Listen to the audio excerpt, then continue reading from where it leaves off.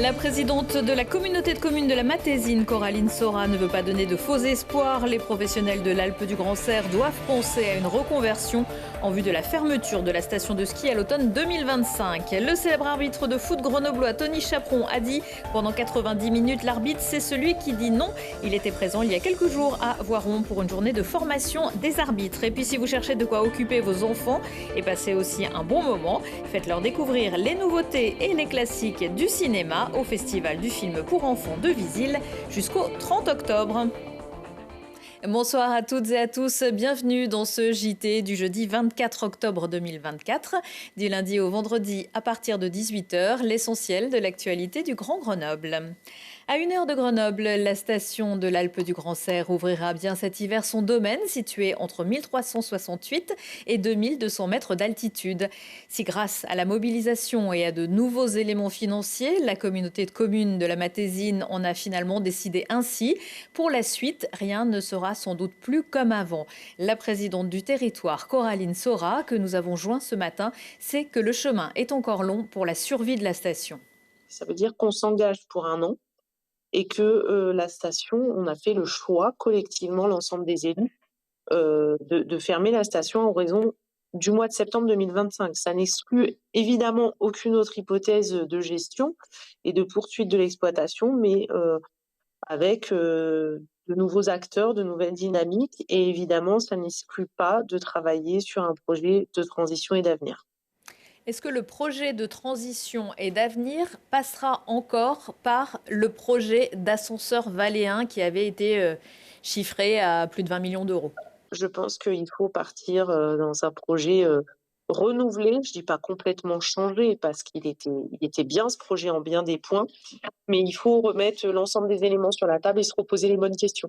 À l'avenir, il faudra peut-être l'envisager différemment, maintenir une économie ski transitoire, pourquoi pas, mais en tout cas aussi travailler à une économie 4 saisons et à une économie sans ski. Je pense qu'il faut y travailler, il ne faut pas avoir honte de le travailler, et il faut aussi l'envisager, le prévoir plutôt que de le subir. Il faut prendre le temps aussi de faire un état des lieux et de se dire comment on accompagne ces professionnels pour qu'ils envisagent leur avenir différemment si demain l'économie ski s'arrête de manière définitive. Évidemment, c'est extrêmement compliqué et je pense que personne ne l'accepte encore. Je ne veux pas créer de fausses illusions. On en a eu beaucoup ces dernières années et je pense que c'est aussi pour ça que l'électrochoc a été si violent. Et je veux qu'on se prépare à l'éventualité du pire. Et puis si le meilleur arrive, eh ben, on prendra le meilleur.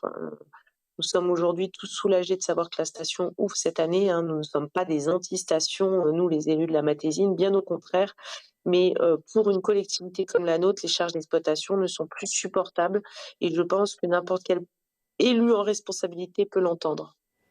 Et pour remplir ces caisses, l'Alpe du Grand Serre n'envisage pas pour le moment de faire payer son stationnement, contrairement aux deux Alpes où à partir du 1er décembre, il faudra payer pour se garer avec une tarification différente selon que vous soyez résident ou non de la commune. 15 € par exemple pour 4 à 5 heures en cœur de station et 30 € la journée.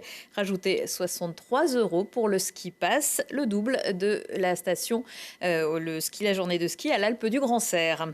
Ce sont les hommes et les femmes en noir, équipés d'un sifflet et de quelques cartons. Les arbitres sont indispensables au match, mais leur mission ressemble de plus en plus à un sacerdoce. Menaces de mort, agressions, ils sont en première ligne à l'occasion des journées de l'arbitrage qui se déroulent jusqu'à la fin de la semaine. Jérémy Pinard a suivi une journée de formation d'arbitre de football à Voiron chez TSF.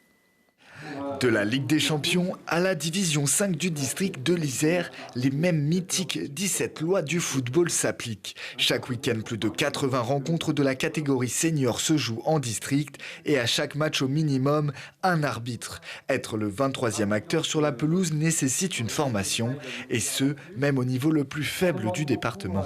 La formation des arbitres, il y a la formation initiale quand ils rentrent dans la fonction d'arbitre. Donc on aborde toutes les lois du jeu, les 17 17 lois du jeu et on aborde la technique, comment se déplacer sur le terrain, comment siffler, comment régler des problèmes de conflits entre joueurs ou des conflits entre arbitre et le joueur. Dans l'assemblée, pas de stars mais des passionnés.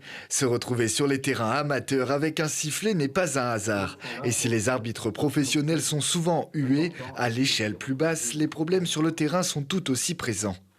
Écoutez, non, c'est pas la passion la plus simple. Au contraire, je pense que il faut être un petit peu maso pour se lancer là-dedans. Mais bon, aujourd'hui, on va tout faire pour les protéger au maximum. Et puis c'est un rôle qui est important, qui peut permettre aussi à des gens de s'exprimer et de sortir peut-être d'une certaine timidité qu'ils auraient au départ.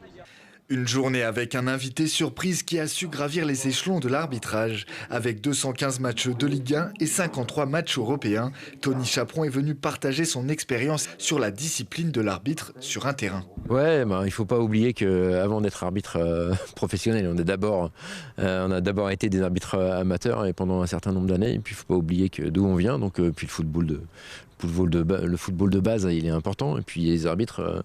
Sans eux, il n'y aurait pas de football, donc il ne faut pas les négliger. Et donc moi, je suis très content de revenir voir. En plus, il y a des jeunes, il y a des moins jeunes. Et donc c'est toujours sympa de participer et puis d'apporter son expérience. Sur cette saison 2024-2025, plus de 250 arbitres ont validé leur licence. Le bilan de fin de saison permettra aux meilleurs de goûter aux divisions supérieures de l'arbitrage. Et côté sanctions, bousculer volontairement un arbitre pendant un match est passible de 8 mois de suspension, 9 mois pour un crachat. Les joueurs et les arbitres sont prêts, c'est le moment de l'agenda sport du week-end. Alors que les Brûleurs de Loup, le FCG et le GF38 jouent à l'extérieur réservé aux soirées, vendredi et samedi pour applaudir les meilleurs pistards aux 3 jours de Grenoble, du sprint, de l'endurance, du spectacle. Autour d'un parterre dédié à la fête et à la gastronomie, c'est au Palais des Sports de Grenoble. Retour des Yetis à la Halle Clémenceau, les Grenoblois qui visent le titre sont bien partis cette saison. Ils vous attendent pour faire du bruit autour de la réception d'une de leurs bêtes noires, Villeneuve-la-Garenne, samedi à 19h. Une course de 11 km sur 320 mètres de dénivelé positif dans la nuit et profiter d'Halloween pour soutenir le don du sang. Ça s'appelle la Blood Runner. C'est ce samedi à 18h30 à Cessiné-Parisé. Enfin, le 19e rallye de la Noix, c'est vendredi et samedi au départ de Chattes, place du Champ de Mars. Un parcours de 196 km piloté par l'Assassin Marcelinoise, le Sport Mécanique Saint-Marcelinois et la Ligue Rhône-Alpes. En vacances, on lâche les petits écrans pour se consacrer sur le grand écran. Chaque année, à la même période, le festival du film pour enfants de Visil, couplé avec celui de Villarbonneau, propose aux jeunes spectateurs, mais pas que, un panorama de films entre nouveautés, classiques, films d'animation ou en prise de vue réelle ou animés asiatiques. Et pour découvrir l'envers du décor, des invités et de nombreuses animations. Jérémy Pinard. C'est du Petit Prince de la forêt. Avec ses 17 000 entrées en 10 jours, voici le festival de cinéma le plus important d'Isère. Et il n'est pas à destination des cinéphiles, mais des juniors. Le festival du film pour enfants, c'est 250 séances sur 6 salles entre Visil et Villarbonneau. Né en 1999, l'événement ne cesse d'émerveiller ses visiteurs. L'école au bout du monde, oui, c'est trop bien. Spectateurs, mais aussi acteurs. À chaque fin de film, les enfants passent au vote et notent le film qu'ils viennent de voir. Alors chaque enfant ou chaque adulte qui a vu le film vient voter, choisit entre les 4 possibilités, entre waouh à pff, si on n'a pas aimé. Et ensuite on compte les votes et puis que le meilleur gagne. Et si les votes sont personnels, certains films font l'unanimité. L'école du bout du monde. L'école du bout du monde. Waouh. Du cinéma, mais pas que. Dans le complexe du jeu de pommes, une salle de réconfort s'offre aux enfants pour échanger sur les films autour d'un petit goûter et de jeux de société. J'étais allée au parc et avant d'aller au parc, j'ai allé voir mon petit Halloween. On profite du festival toute la semaine. Voilà, on a fait des réservations pour voir tous les films. J'ai 3 enfants, donc j'ai mes 2 grandes qui font partie du jury pour le festival. Donc du coup, on en profite pour voir plein de films. Si le festival offre un moment de partage parmi un vaste choix de films à visionner, en parallèle, une compétition se joue. Une dizaine d'enfants constituent le jury officiel du festival et sont chargés d'élire le grand gagnant parmi les 8 films en compétition. Bien que les films soient destinés à la jeunesse, la programmation se veut éducative. Dans la section compétition, le film L'école du bout du monde en est l'exemple. Un maître qui habitait dans un village, qui a dû partir très très loin pour enseigner dans un village pauvre. Ouais, c'est sympa. C'est bien, ça leur permet d'avoir vu des paysages différents et de voir que ils ont de la chance par rapport à d'autres pays d'avoir tout ce qu'ils ont pour apprendre. Un programme complet et chargé puisque le festival propose aussi des ateliers rencontres, découvertes ou activités manuelles tout au long de l'événement. Et le festival, c'est jusqu'au 30 octobre. Venez par exemple rencontrer vendredi le dessinateur Laurent Véron en dédicace à 10h à la librairie La Page d'accueil et l'après-midi au Jeu de Paume pour une rencontre et la projection du livre de la jungle qui a bercé son enfance.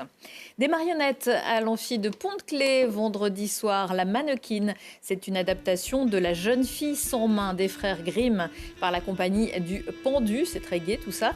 Interprété par un musicien et une marionnettiste, ce drame où se joue la conquête de la liberté d'agir et d'aimer oscille entre burlesque et poésie pour rejouer le thème de l'émancipation des femmes. Un voyage au pays de la musique folk américaine, plus précisément de l'Americana Music, vendredi soir avec Wild Bird au Café des Arts de Grenoble, rue Saint-Laurent. Un duo de musiciens composé de Marie-Claude Cazel au chant, à l'écriture et à la guitare et de Joseph Maggioli à la guitare et aux arrangements pour des compositions originales. Attention, ça picote. La tribu Hérisson fera entendre son concert sous la langue vendredi à 17h au Théâtre Sainte-Marie d'en bas de Grenoble. Un spectacle jeune public à partir de 10 ans. 3 artistes mêlent à leur musique les voix d'hommes, de femmes et d'enfants polyglottes qui peuplent nos villes cosmopolites. Issus du jazz, du rock et des musiques du monde, une invitation à un voyage sensible où s'exprime la richesse et la musicalité des langues transmises par celles et ceux qui les parlent. Retour de l'actu dans 1 heure et en replay sur télégrenoble.net. Excellente soirée à tous.